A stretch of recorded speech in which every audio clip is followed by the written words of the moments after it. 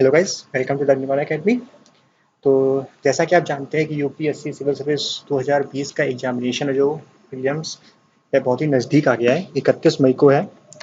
तो जैसा कि सभी लोग चाहते हैं वाजीराम, सभी लोगों ने टेस्ट सीरीज ले रखी होगी, आप सबने वाजीराम हो गई, ठीक है, विजन हो गई। तो आप सब इन सब टेस्ट सीरीज लेके जाते हैं, लेकिन आप कभी यूपीएससी के प्रीवियस पेपर नहीं लगाते हैं जिससे आपका माइंडसेट जो है वो यूपीएससी के अकॉर्डिंग सेट हो सके। ऐसा बहुत ही कम लोग करते हैं, जो करते हैं निश्चित उनको सफलता प्राप्त होती है। तो इसी के अकॉर्डिंग चलिए हम आपके लेके आए हैं यूपीएससी प्रीवियस ईयर के हिस्ट्री के कुछ क्वेश्चन लेके आए हैं जो कि आपके एग्जाम के अकॉर्डिंग और हेल्पफुल हो सकते हैं। ठीक है दोस्तों, तो जो हमारा पहला क्वेश्चन है निम्नलिखित किलों में से ब्रिटिश ने किसका निर्माण सबसे पहले किया था। उसका सही आंसर है B number, Fort Saint George का निर्माण किया था 1644 में। ठीक है, फोर्ट सेंट जॉर्ज में किया था 1644 में। कहाँ पर किया था? मद्रास में किया था। तो अगला हमारा क्वेश्चन है कि निम्नलिखित कथनों पर विचार कीजिए। रॉबर्ट क्लाइव बंगाल के प्रथम गवर्नर जनरल थे। दूसरा ऑप्शन, विलियम पैटिक भारत के प्रथम गवर्नर जनरल थे। अब इनमें से कौन सा कथन सही है? कथन एक सही है, कथन दो सही है, एक और दो दोनों सही है, ना तो एक ना तो दो। तो इसका जो सही आंसर है कथन बी, मतलब ऑप्शन दो, केवल दो सही है। क्योंकि रेगुलेटिंग एक्ट जो हमारा आया था 1773 में, इसके तहत बंगाल के जो प्रथम गवर्नर जनरल वारेन हेस्टिंग बनाए गए थे और भारत का जो प्रथम गवर्नर जनरल बनाया गया था वो विलियम पैटिक थे, जिनकी 1833 में चार्टर एक्ट के तहत नियुक्ति हुई थी। तो अगला हमारा क्वेश्चन है निम्नलिखित यूरोपियों में से कौन सा एक स्वतंत्रता पूर्व भारत में व्यापारिक के रूप में सबसे अंत में आया था। देखिए दोस्तों, क्वेश्चन पर ये थोड़ा सा कंफ्यूजिंग हो सकता है कि इसमें अंत में पूछा है और बहुत लोग जो इसका फर्स्ट लगा के चले आएंगे, जो कि गलत हो जाएगा। तो इसका सही आंसर है फ्रांसीसी। तो देखिए आपको बता सकते देते हैं, एक क्रम बता देते हैं कि किसके अकॉर्डिंग आए थे पुर्तगाली। फर्स्ट आया थे पुर्तगाली, आए थे 1498 में, उसके बाद डच आए थे 1605 में, फिर ब्रिटिश आए थे 1608 में और सबसे लास्ट में फ्रांसीसी आए थे 1664 में। तो इसी के साथ हमारा अगला क्वेश्चन, किस मुगल सम्राट के काल में ब्रिटिश ईस्ट इंडिया कंपनी ने भारत में अपना सर्वप्रथम कारखाना स्थापित किया था। इसका सही आंसर है जहांगीर। जहांगीर के समय में ईस्ट इंडिया कंपनी ने 1611 में समुद्र दक्षिण पूर्व समुद्र तट पर अंग्रेजों ने अपने मूसलीपट्टनम में स्थापित किया था व्यापारिक कोठी। अगला क्वेश्चन, अनेकांतवाद निम्नलिखित में से किसका क्रोध सिद्धांत एवं दर्शन है। इसका सही आंसर है दोस्तों जैन मत। अगला क्वेश्चन हमारा, महाधार्मिक पटना महाधार्मिक घटना महामस्त महामस्तकाधीश, फिर से देख लीजिएगा, महाधार्मिक घटना महामस्तकाधीश निम्नलिखित में से किससे संबंधित है और किसके लिए जानी जाती है। तो दोस्तों इसका सही आंसर है ये जैन धर्म का जो प्रमुख उत्सव है ये है क्या, सबसे पहले यही जान लीजिए। जैन धर्म का महत्वपूर्ण उत्सव है महामस्तकाभिषेक, जो जैन धर्म का महत्वपूर्ण उत्सव है। ठीक है, यह उत्सव 12 वर्ष के अंतराल में कर्नाटक के श्रवणबेलगोला शहर में आयोजित किया जाता है। और इस पर क्या होता है, इसमें गुम्बदेश्वर बाहुबली की 18 मीटर ऊंची मूर्ति को स्थापित किया जाता है। तो अगला क्वेश्चन हमारा, निम्नलिखित में से अंग्रेजों ने सूरत में अपनी पहली फैक्ट्री किसकी अनुमति से स्थापित की थी। इसका सही आंसर है दोस्तों जहांगीर के, अभी हमने बताया आपको, ठीक है, 1611 में। अगला क्वेश्चन हमारा, प्राचीन भारत में गुप्त काल से संबंधित गुफा चित्रांकन के केवल दो उदाहरण उपलब्ध हैं। इनमें से एक अजंता की गुफाओं में किया गया चित्रांकन है गुप्त काल के चित्रांकन का दूसरा अवशिष्ट उदाहरण किस स्थान पर उपलब्ध है। इसमें एक के बारे में बता दिया गया है और दूसरे के बारे में पूछा गया है। ठीक है, तो इसका दूसरा आंसर है बाघ की गुफा के गुफाओं के चित्र, बाघ की गुफाएं हैं आंसर। ठीक है, दो ही उदाहरण उपलब्ध है केवल, एक अजंता की गुफा, दूसरी बाघ की गुफा, जो गुफाओं, ठीक है, ये लोक जीवन से संबंधित हैं। तो हमारा अगला क्वेश्चन, आरंभिक मध्ययुगीन समय में भारत में बौद्ध धर्म का पतन किस कारण से हुआ या किन कारण से हुआ या किन कारणों से हुआ। ठीक है, पहला था उस समय तक बुद्ध विष्णु के अवतार समझे जाने लगे और वैष्णव धर्म का हिस्सा बन गए। ऑप्शन दो, अंतिम गुप्त राजा के समय तक आक्रमण करने वाली मध्य एशिया की जनजातियों ने हिंदुओं ने धर्म को अपनाया और बौद्धों को सताया। तीसरा, गुप्त वंश के राजाओं ने बौद्ध धर्म का पुरजोर विरोध किया। उपरोक्त में से कौन सा कथन सही है? तो दोस्तों इसका जो कथन है इसका कथन केवल एक ही सही है।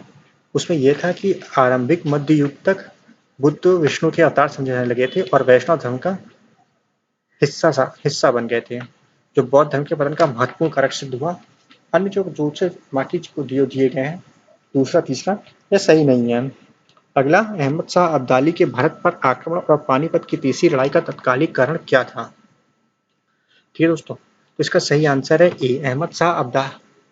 ठीक है, ऑप्शन देख लीजिए। वह मराठाओं पर लाहौर से अपने वायरस तैमूर शाह के निष्कासन का बदला लेना चाहते थे। ऑप्शन बी, उसे जालंधर के कुठाग्रस्त राज्यपाल आदिल बेग खान ने पंजाब पर आक्रमण करने के लिए आमंत्रित किया था। ऑप्शन सी, वह मुगल प्रशासन को चाहर महल के राजस्व का भुगतान न करने के लिए दंडित करना चाहता था। या ऑप्शन डी, वह दिल्ली की सीमाओं तक के पंजाब के सभी उपजाऊ मैदानों को हड़प कर अपने राज्य में विलय करना चाहते थे। तो दोस्तों इसका सही आंसर ऑप्शन ए है। पानीपत का तृतीय युद्ध किसके बीच में हुआ था? 1761 में हुआ था, मराठा और अहमद शाह अब्दाली के बीच में। और इसमें मराठा सेना का किसने किया था? शराशिस राव भाऊ ने किया था मराठी सेना का नेतृत्व।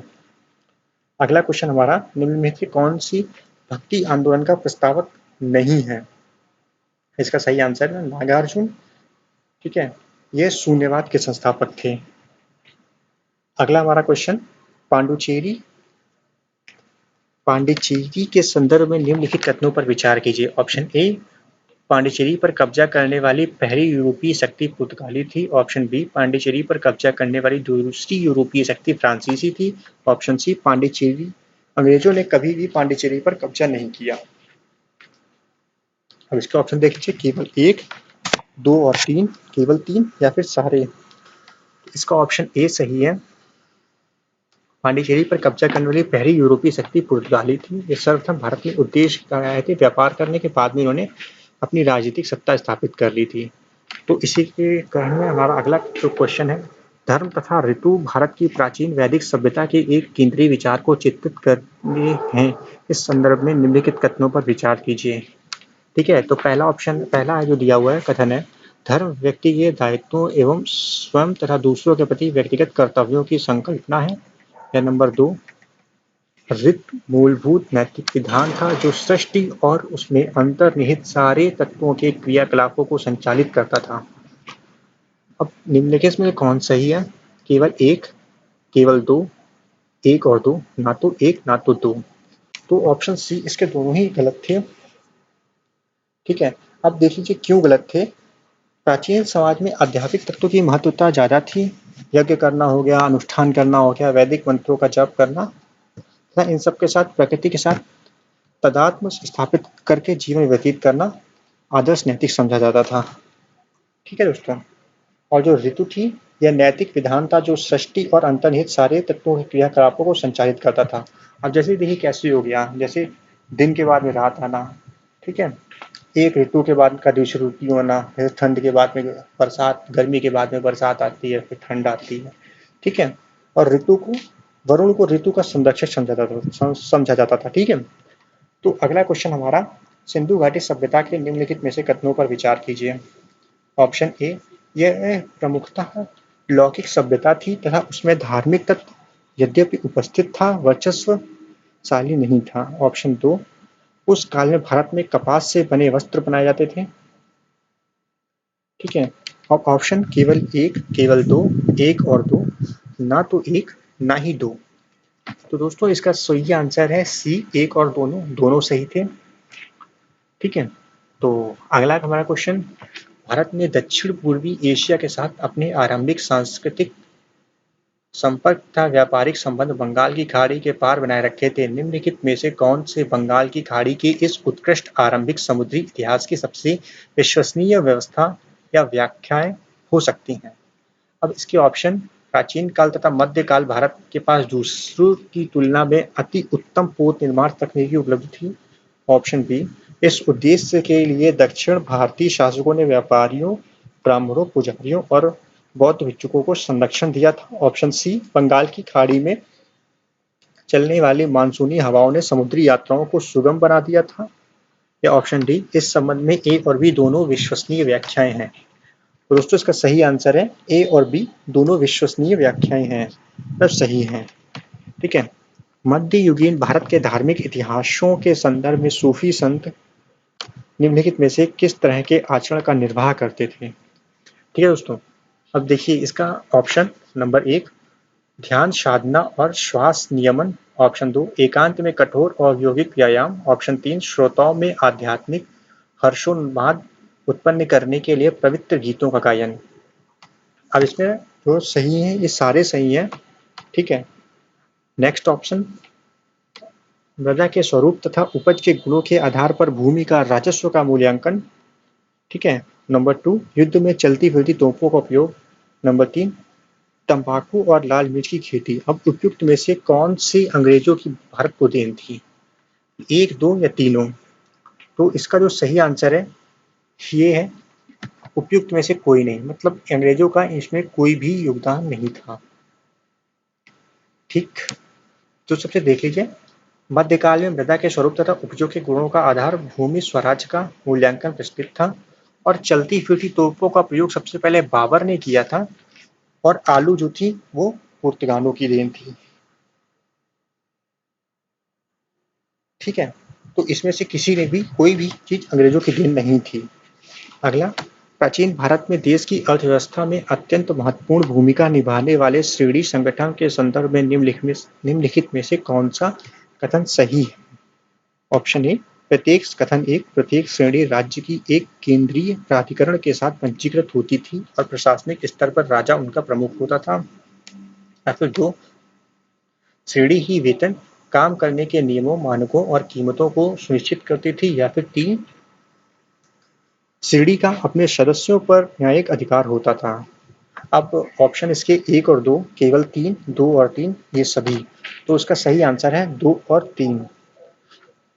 19वां, पूर्व वैदिक आर्यों का धर्म प्रमुखता क्या था? 1 भक्ति, दूसरा मूर्ति पूजा और यज्ञ, तीसरा प्रकृति पूजा और यज्ञ, चौथा प्रकृति पूजा और भक्ति। इसका सही आंसर है प्रकृति पूजा और यज्ञ, मतलब वो प्रकृति को पूजते थे और यज्ञ करते थे। तो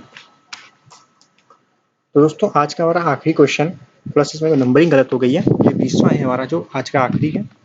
प्राचीन भारतीय इतिहास के संबंध में निम्नलिखित में से कौन सा बौद्ध धर्म या कौन से बौद्ध धर्म और जैन धर्म दोनों में समान रूप से विद्यमान थे? देखिए, तप और भूख का अतिप्रहार, नंबर 2 वेद प्राकम्य के प्रति अनास्था, नंबर 3 कर्म कांडों की फलता का निषेध।